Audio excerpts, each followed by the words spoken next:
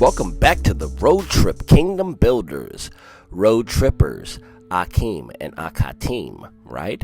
My Akim, right? And Akatim. My brothers and my sisters, my mothers, my fathers, my aunties, my uncles, my grandmas, my grandpas, everybody in the house, even, the in-laws, and Shalom, right? Right. That's right. Welcome back to the road trip. It's good to have you here, and I'm just really excited, Shalom, peace and blessings to each and every single one of you, your homes, your dwelling places, where you stay at, your loved ones, your friends, your children, of course, and those pets, little fur babies. That's right. Oh, wait, cool, man. All praises to the Most High. All praises to who? Yahweh, man.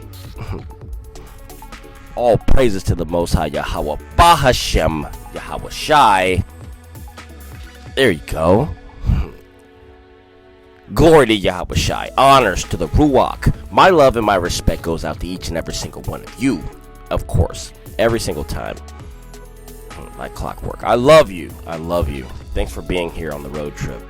Shalom, Kingdom Builders. Shalom, Road Trippers. All right. So we're going to read a little bit. We're going to read 2 chapters right now out of the works of Flavius Josephus, the Jewish Antiquities, or the Antiquities of the Yahudim. Chapter 8 of the death of Yaakov and Joseph, and chapter 9 concerning the afflictions that befell the Hebrews in Mizraim during 400 years. Okay, so we're going to read both those, and they have some notes that we're going to go ahead and tie into that, and we're going to finish up there after that. So cool. All right. If you have these scrolls available to you, please bring them out right now so we can all read together for accuracy purposes, okay? I don't want you to think I'm adding or subtracting anything to the words. All right. No further ado. Ladies and gentlemen, please take your seats. Guys in the back, hey, I need you to be quiet, all right? Time to read. All right, let's get started. Let's go.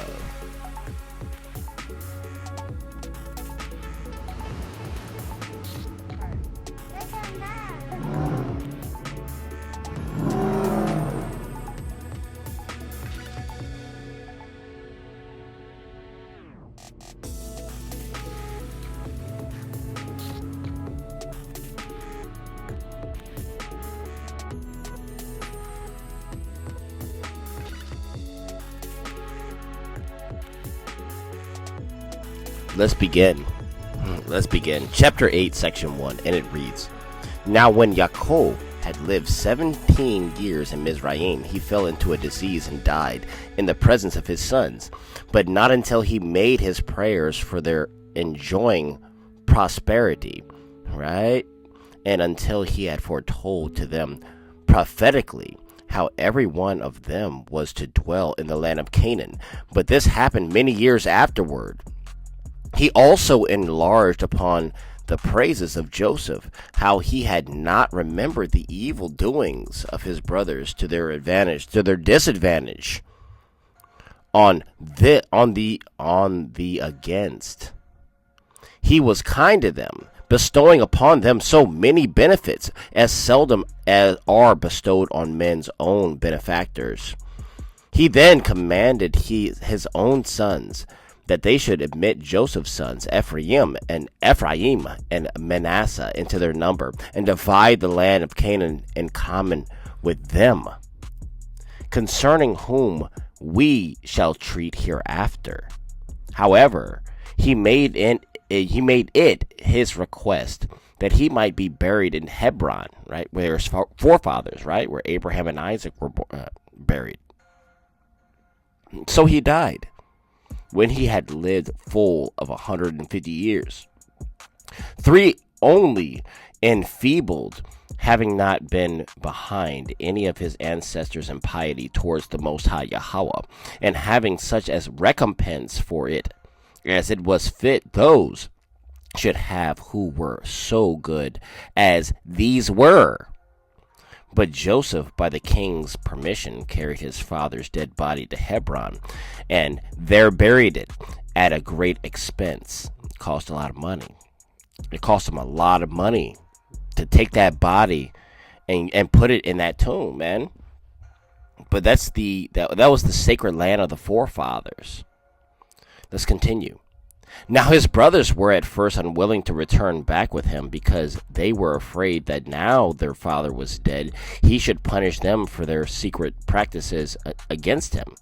Talking about Joseph, right? Pay attention. Since he was now gone, for whose sake he had been so gracious to them. But he persuaded them to fear no harm, and to entertain no suspicions of him. So he brought them along with him, and gave them great possessions, and never left off his particular concern for them. That's the end of section 1. Let's continue. I'm warming up. Sorry. I don't always read under the best conditions. It's okay. We don't give life handed on a silver platter. That's not Yahudim. Right? Us being Kodesh, set apart, we sometimes get handed a weird deck of cards, right? And we just got to play our hand. Let's continue.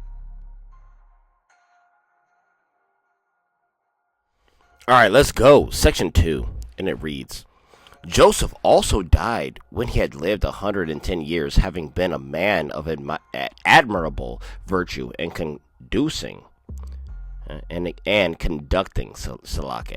conducting all his affairs by the rules of reason, and used his authority with moderation, which was the cause of so great admiration among the Egyptians, even when he came from another country, and that in such ill circumstances also as we have already described. At length his brothers died, after they had lived happily in Mizraim, in Egypt. Now the posterity and sons of these men after some time carried the bodies and buried them in Hebron. But as to the bones of Joseph, they carried them into the land of Canaan afterward, when the Hebrews went out of Mizraim. For so had Joseph had made a promise. He had made a promise, him upon oath. But what happened? Do you remember that? Listen. But what became of every one these men, and by what toils they got the possessions of the land of Canaan, to the land of Canaan, right? Shall be known hereafter. What I have first explained, upon what account it was that left in Mizraim. On account it was that they left Mizraim, Egypt. All right. That's the end of chapter 8, by the way, and end of section 2. And we're going to read these notes real quick. All right, cool. There's only one. All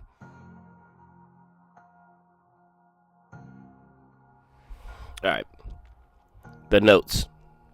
Point 1.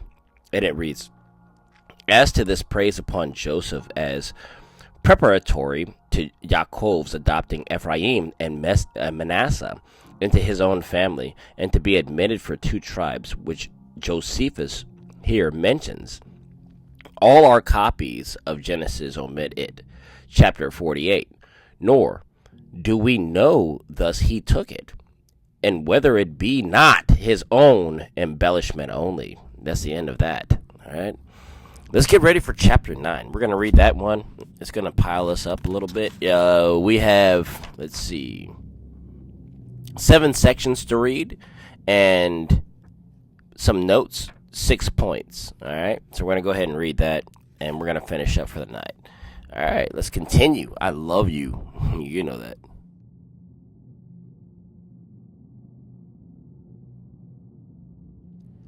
All right, chapter 9, concerning the afflictions that befell the Hebrews in Mizraim during 400 years. All right, section 1, and it reads, Now it happened that the Egyptians grew delicate and lazy as to labor and give themselves up to the other pleasures, in a particular to the love of gain. So they love to get money. They, pretty much the same stereotypical ways of America nowadays, right? People who have a love of gain, a love of money, a love of getting more and more and more. Let's continue. They also became very ill affected towards the Hebrews. They hated us, right? As touched with envy at their prosperity. For when they saw how the nation of the Israelites, the Yahudim, flourished and were become eminent, right? Already in plenty of wealth, which they had acquired by their virtue and natural love of labor, they thought their increase was to their own detriment, and having in length of time forgotten the benefits they had received from Joseph, particularly the crown being now come into another family, they became very abusive to the Israelites, the Yahudim, and contrived many ways of afflicting them. For they ordered them to cut a great number of channels for the river and build walls for the cities and ramparts, right? Walls. That they might restrain the river and hinder its waters. So they built dams. See, they were masters at construction, right? Right? So let me ask you a question. I'm going to interject real quick. So all of a sudden, if you were to take the narrative of these people that said that they enslaved us, they snatched us out the jungle, right? Educated us, right? And they gave us civilization. And then all of a sudden, we just built everything with that kind of precision and that kind of exact expertise. That's insane. How was that even possible? How did we build everything if we were uneducated? No, it's because we already built everything and it was stolen. Let's continue reading. All right, cool. All right, let's continue. To build walls for their cities and ramparts that might restrain the river and hinder its waters from stagnating upon its running over its own banks. They set them also to build pyramids, and by all... Oh, listen, and they build pyramids, and by all this wore them out, and forced them to learn all sorts of mechanical arts and to accustom themselves to hard labor. And 400 years did they spend under these afflictions, for they strove one against another, which should get the mastery, the Egyptians desiring to destroy the Yahudim, the Israelites, right, by these labors, and the Israelites desiring to hold out to the end under them. That's the end of section 1. All right, man, pay attention, man. All right, Shalom and Selah. Selah. Section 2. While the affairs of the Hebrews were in this condition, there was this occasion offered itself to the Egyptians, which made them more solicitous for the extinction of our nation. One of those sacred scribes, who are very wise in foretelling future events, truly told the king that about this time there would a child be born to the Israelites, who, if he were reared, would bring the Egyptian dominion low, and would raise the Israelites, the Yahudim, that would excel all men in virtue, and obtain a glory that would be remembered through all ages. You talk about Moses, pay attention. Moses, Moshe, our brother, our father, right? Which thing was so feared by the king, that according to this man's opinion, he commanded that they should cast every male child which was born to the Israelites into the river, and destroy it, and that besides this the Egyptians' midwives should watch the labors of the Hebrew women, and observe what is born, for those were the women who were ordered to do the office of midwives to them, and by reason of their relation to the king, would not transgress his commands. He directed also that if any parents should disobey him and venture to save their male child alive, they and their families should be destroyed. This was a severe affliction indeed to those that suffered it, not only as they were deprived of their sons, and while they were the parents themselves, they were obliged to be subservient and to the destruction of their own children, but as it was supposed to tend to the extermination of their own nation, while upon the destruction of their children and their own gradual dissolution, the calamity would become very hard and inconsolable to them. And this was the ill state they were in. But no one can be too hard for the purpose of the Most High Yahweh, though he contrived 10,000 subtle devices for that end. For this child whom the sacred scribe foretold was brought up and concealed from the observers appointed by the king, and he that foretold him did not mistake in the consequences of his preservation, which were brought to pass after this matter. That's the end of section 2. Salaki for the hiccups, alright? It's okay. We read, man. It's okay. Section 3. And it reads, a man whose name was Amram, one of the nobler sorts of the Hebrews, was afraid for his whole nation, lest it should fail by the want of young men to be brought up hereafter, and was very uneasy at it, his wife being with child, and he knew not what to do. But he began to pray to the Most High Yahweh, and entreated him to have compassion on those men who have no wise transgressed the laws of his worship, and to afford them deliverance from the miseries they at the time endured, and to render abortive their enemies hopes of the destruction of their nation. Accordingly, the Most High Yahweh had mercy on him and was moved by his supplication. He stood by him in his sleep and exhorted him not to despair of his future favors. He said further that he did not forget their piety towards him and would always regard them for it, and he had formerly gained his favor to their forefathers and made them increase from a few to so great a multitude. He put them in mind, and when Abraham was come alone out of Mesopotamia into Canaan, he had been made happy, not only in other respects, but that when his wife was at first barren, she was afterwards by him enabled to conceive seed, and bore him sons, that he left to Ishmael and to his posterity the country of Arabia, and also to his sons by Keturah, Troglodytes to Isaac, Canaan. That's Canaan, all right? Pay attention, all right? Sorry for the hard word. It's Canaan, all right? That by my assistance, said he did great exploits in war, which unless you be yourselves impious, you must still remember. For as Jacob, he became well known to strangers also by the greatness of the posterity in which he lived, and left to his sons. He was a good father, right? Pay attention. Who came to Mizraim, to Egypt, with no more than 70 souls, while you are now become above 600,000. Over 500,000 now. That's the increase that the Most High was talking about. Know therefore that I provide for you all in common what is for your good, and particularly for yourself, what shall make you famous. For that child out of dread, of whose birth the Egyptians have doomed the Israelite children to destruction, shall be this child of yours, and shall be concealed from those who watch to destroy him. And when he is brought up in a surprising way, he shall deliver the Hebrew nation from the distress they are under from the Egyptians.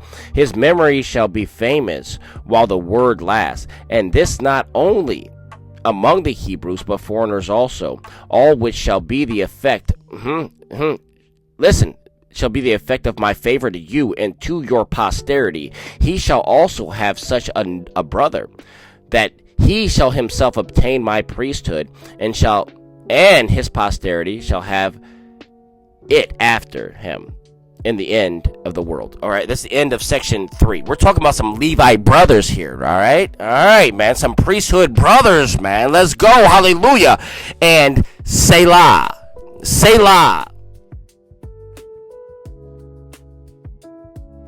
Section 4, and it reads, when the vision had informed him of these things, Amram awakened and told it to Jochebed, who was his wife at that time, right? Who was his wife? And now the fear increased upon them on account of the prediction on Amram's dream, for they were under concern, not only for the child, but on account of the great happiness that was to come to him also. However, the mother's labor was such as afforded a confirmation to what was foretold by the Most High Yahweh, for it was not known to those that watched her by the easiness of her pains, and because the throes of her delivery did not fall upon her with violence. And now they nourished the child at home privately for 3 months. But after that, after that time, Amram feared he should be discovered, and by falling under the king's displeasure, both he and his child should perish, and so he should make the promise of the Most High Yahweh of none effect. He determined rather to trust the safety and care of the child to the Most High Yahweh than to depend on his own concealment of him, which he looked upon as a thing uncertain, and whereby both the child so privately to be nourished, and himself should be in an imminent danger. But he believed in the Most High. He believed that the Most High would some way for certain procure the safety of the child, in order to secure the truth of his own predictions. When they had thus determined, they had made an ark of bulrushes, after the manner of a cradle, and of a size sufficient for an infant to be laid in, without being too confined. They then daubed it over with slime pitch, right, with tar, right, so it was waterproof, which would naturally keep out the water from entering between the bulrushes, and put the infant into it, and setting it afloat upon the river, they left its preservation to the Most High. So the river received the child and carried him along. But Miriam, the child's sister, passed along. Right, Miriam, the one who later talked smack, right, Aharon's sister, passed along upon the bank, near to him, as her mother had directed her, to see where the ark would be carried, where Yahweh demonstrated that human wisdom was nothing, but that the Supreme Being was able to do whatever he pleases, that those who, in order to their own security, condemn others to destruction, and use great endeavors about it to fail of their purpose, but the others are in a surprising manner preserved, and obtain a prosperous condition almost from the very midst of their calamities. Those, whose dangers arise by the appointment of the Most High Yahweh, and indeed such a providence was exercised in the case of this child, as shown the power of the Most High Yahweh. Right? Elohim, Elohia. That's the end of chapter 4. Well, section 4. All right, let's continue though. Let's get some more. Section 5, and it reads, Their Muthis was the king's daughter. She was now diverting herself by the banks of the river, and seeing a cradle borne along by the current, she sent some that could swim, and directed them to bring that cradle to her.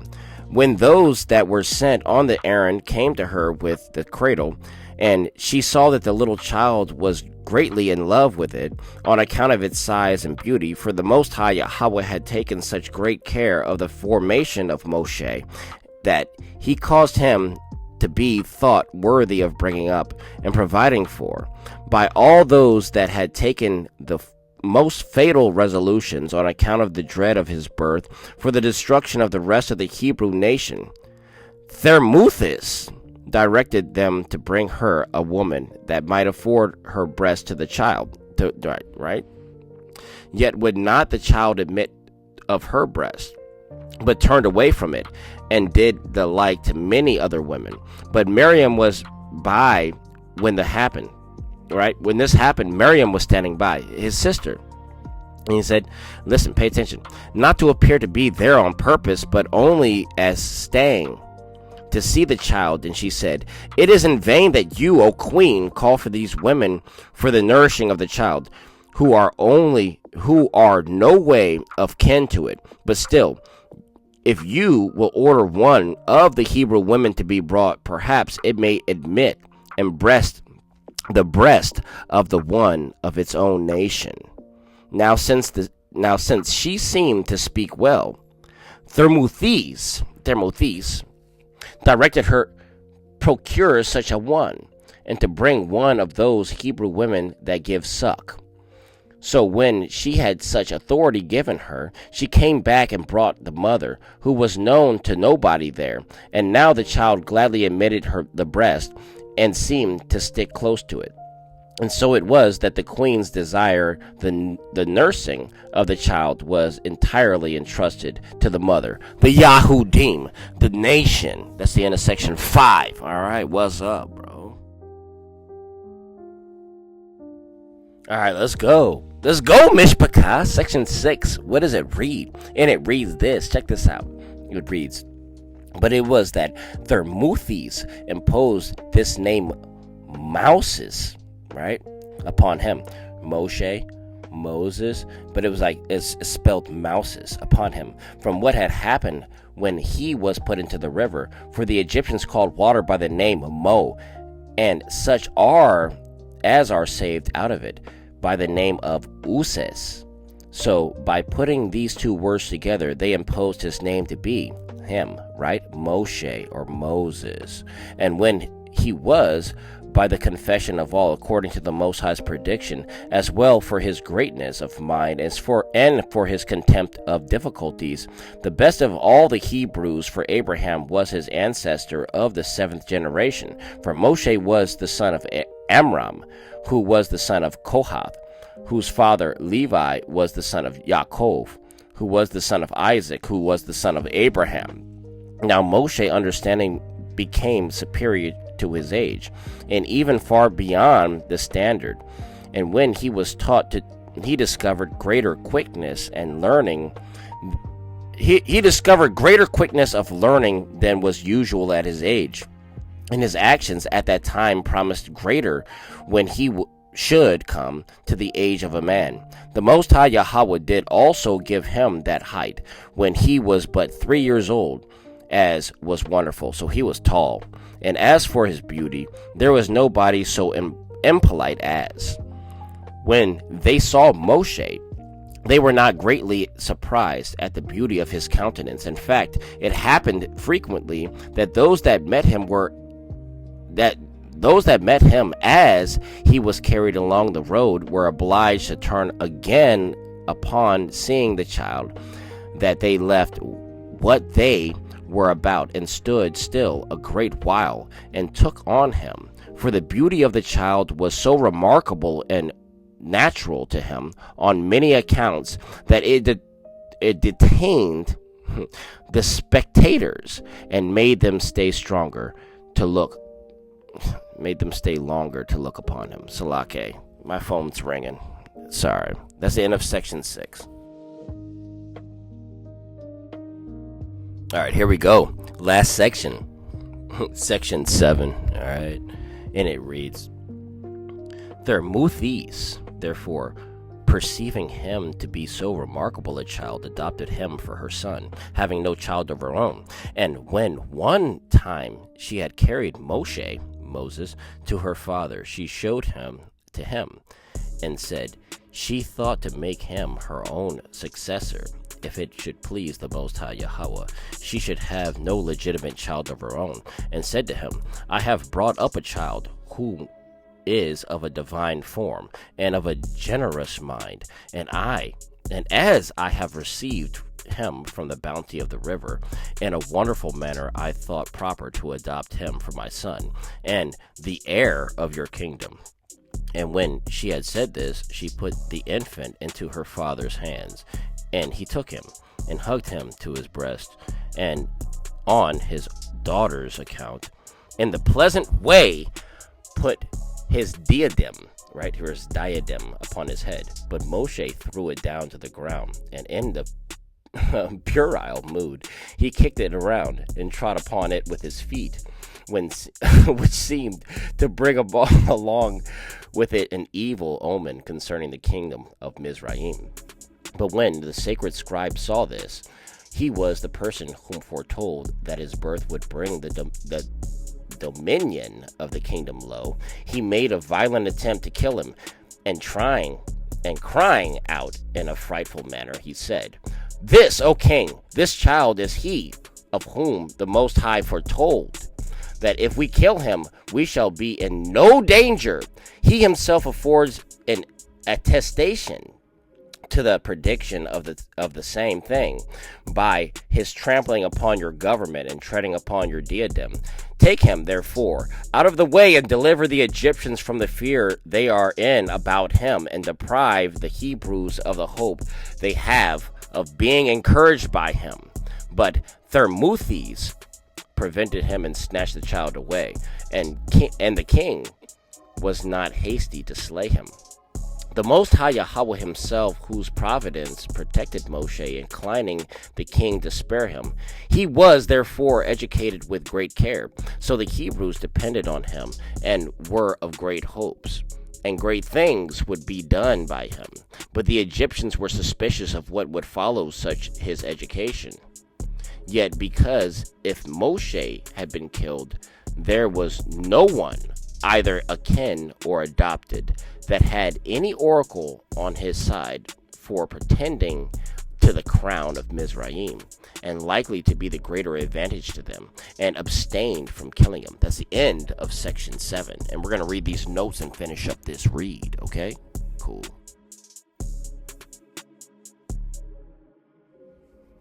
Thus reads the notes, point 1. As to the affliction of Abraham's posterity for 400 years, see Antiquities 1:10-3. And as to what cities they built in Mizraim under Pharaoh Sesostris, and the Pharaoh Sesostris drowning in the Red Sea, see Essay on the Old Testament, pages 132 through 162. All right, that's the end of point number 1. All right, cool. Point number 2. Of this building of the pyramids of Mizraim by the Israelites, the Yahudim, right? See Perizonius' original Egyptiac, chapters 21. It is not impossible that they may build one or more of the small ones, but the larger ones seem much later. Only if they be all built of stone. This does not so well agree with the Yahudim's labors, which are said to have been in brick and not in stone, as Mr. Sandys observes in this Travels, pages 127 to 128. All right, that's point number 2. Point number 3. Dr. Bernard informs us here that instead of this single priest or prophet of the Mizraim, the Egyptians, without a name in Josephus, the Targum of Jonathan, the Targum of Jonathan names the two famous antagonists of Moshe, Jannes and Jambres. Nor is it at all unlikely that it might be one of those who foreboded so much misery to the Egyptians and so much happiness to the Israelites, right? The Yahudim, from the rearing of Moses. That's the end of point number 3. All right. Point number 4 reads, Josephus is clear that these midwives were Egyptian and not Israelites, as in our other copies, which is very probable, it being not easily to be supposed that Pharaoh could trust an Israelite midwife to execute so barbarous a command against their own nation. Consult therefore and correct thus our ordinary copies reference Exodus 1 and 15 through 22. And indeed, Josephus seems to have had much completer copies of the Pentateuch, who other authentic records now lost. But about the birth and actions of Moshe in either our Hebrew, Samaritan, or Greek Bibles afford us, which enabled him to be so large and particular about them. All right, that's the end of that. All right, that's the end of note number 4.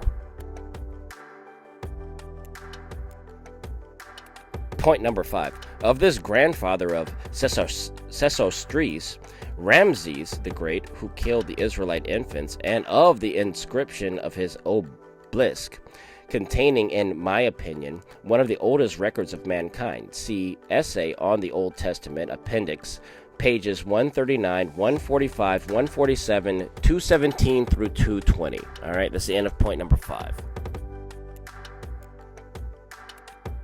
All right, Mishpachah, we're about to close the door. Point number 6. What Josephus here says of the beauty of Moshe, that he was of a divine form, is very like what Saint Stephen says of the same beauty, that Moshe was beautiful in the sight of the Most High Yahweh. Reference Acts 7 and 20. Like, he was a very beautiful child. All right, he was very beautiful. All right, so that's it. All right, cool.